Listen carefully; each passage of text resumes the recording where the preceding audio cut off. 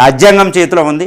ఆ రాజ్యాంగం దగ్గరికి ఎలా వెళ్ళాలంటే పరిస్థితులకు అనుకూలంగా ప్రాధాన్యపెడుతూ సుప్రీంకోర్టు ద్వారా వెళ్ళాలంతే. అంటే ఇప్పుడు ఫైనల్గా నా తరపు నుంచి ఒక్కోసారి ఎంజీ రావు గారు, మీకు మొత్తానికి బీసీలంతా సోషల్ అవేర్నెస్ వచ్చింది, మరి మీకు ఓట్లు మావి సీట్లు మీవి అనే రేంజ్లో ఇలాంటి ఒక ప్రచారం జరిగిన తర్వాత 42% బీసీలకు ఇప్పుడు రిజర్వేషన్లు ఇవ్వకుండా కాంగ్రెస్ కానీ బీజేపీ కానీ బీఆర్ఎస్ కానీ మరి బీసీలకు సంబంధించిన ఓట్లు కావచ్చు, వాళ్ళకు సంబంధించిన సీట్ల విషయంలో సమన్వయం చేసుకునే పరిస్థితి ఉంటుందా రానున్న ఎన్నికల్లో?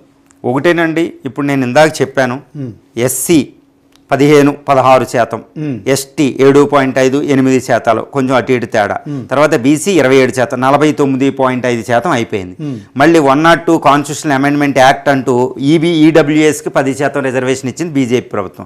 50% దాటింది, అది సుప్రీంకోర్టులో పెండింగ్ ఉంది, అది ఏమవుద్దో కూడా ఎవరికి తెలియదు. ఇటువంటి పరిస్థితుల్లో ఈ రిజర్వేషన్ పాలిటిక్స్ అంటే ఏ పార్టీకి ఆ పార్టీ నేను 42% ఇస్తా, నేను 60% ఇస్తా, నేను 10% ఇస్తా. ఒకళ్ళేమో 10% పెంచుతారు, ఒకళ్ళ కేసీఆర్ 10% పెంచారు, కేసీఆర్ గారు వచ్చి ఈయన 42% అంటారు. ఇంకో రాష్ట్రంలో గుజరాత్లో 10 నుంచి 27% పెంచారు, సుప్రీంకోర్టు అనుమతి వచ్చింది. తమిళనాడులో ఇలాగా ఇష్టం వచ్చినట్టు ప్రామిస్ చేయడానికి కుదరదు.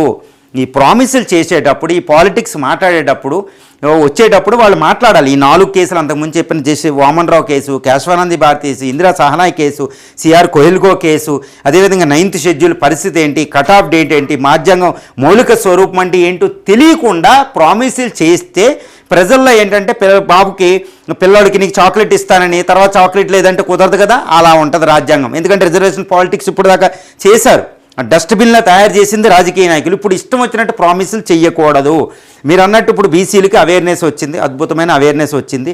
కానీ అద్భుతమైన అవేర్నెస్ మాకు ఎంతమంది పాపులేషన్ ఉంటే అంత రిజర్వేషన్ ఇమ్మన్నారు, అది కూడా కరెక్టే. సామాజిక న్యాయం ప్రకారం, రాజ్యాంగరీత్యా సహజ న్యాయ సూత్రాల ప్రకారం అది పూర్తిగా సమ్మతమే.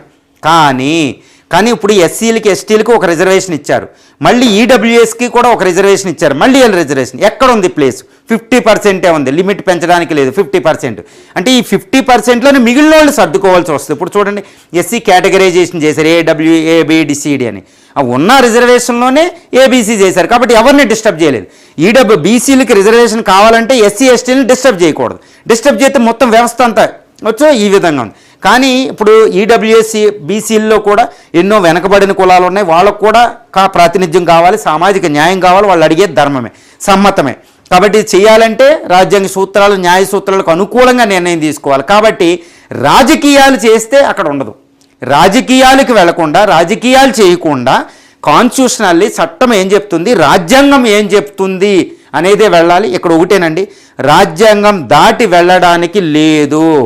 రాజ్యాంగ పరిధిలోనే బీసీలకి రిజర్వేషన్లు కల్పించాలి, వాళ్ళకి అనేది సమ్మతంగా ఉండాలి. కానీ ఎస్సీ ఎస్టీలకు ఇప్పుడు దాకా జరిగిన న్యాయంలోంచి ఏ కోతా లేకుండా బీసీలకి ఇవ్వగలగాలి. దానికోసం రాజకీయ పార్టీలు రాజకీయాలు చేయకుండా రాజ్యాంగబద్ధమైన రాజ్యాంగబద్ధంగా చేస్తేనే ఇది సాధ్యమవుతుంది. ఓకే, ఫైనల్గా హైకోర్టు సెప్టెంబర్ 30 లోపు ఎన్నికలు నిర్వహించాలని తెలంగాణ ప్రభుత్వాన్ని ఎన్నికల కమిషన్ను ఆదేశించింది.